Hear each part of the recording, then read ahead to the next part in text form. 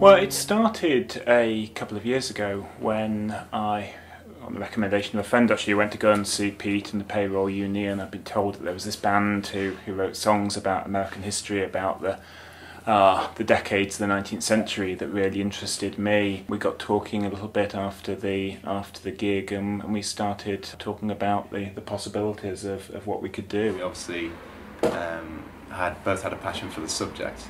Working with an academic kind of gave it another level of depth, and allowed me to explore it in a way that I wouldn't have been able to otherwise. To encounter someone like Pete, who was working with this material, who was exploring the same kind of people, the same kind of themes, stories that I've been writing about for the last few years, was just incredibly exciting. And to find somebody who could do something different with it, kind of hear it brought to life through music. We kind of met a number of times over the summer last year. We just went over the material.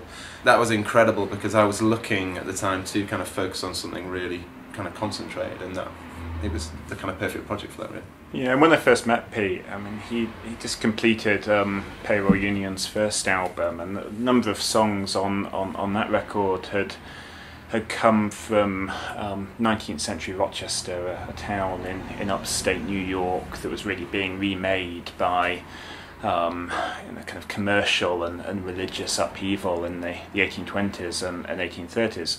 And he had this great idea of writing an entire album on the town, and I had to try and convince him that Philadelphia was a better prospect. I had all this source material. This is a city that I've been working with, a place that was incredibly turbulent, visited by religious and racial violence, and I thought there was something in there that you could work with. Yeah, it made sense really to work with, obviously, with the city you're familiar with, and as I said, it was after our kind of first album I was really keen to work on something that was really concentrated on one place. So it kind of, us meeting really coincided at the right point. We launched the project in October 2013, and we did a gig at the Harley. Just recently we did a whole evening at the Library Theatre. For that night we had kind of recordings of source material that me and Andrew had recorded over in Philadelphia. Again, it was about trying to bring it to life, bring the songs to life, bring the characters to life, and these stories that we'd invested so much in. I think it allowed a historian in Pete to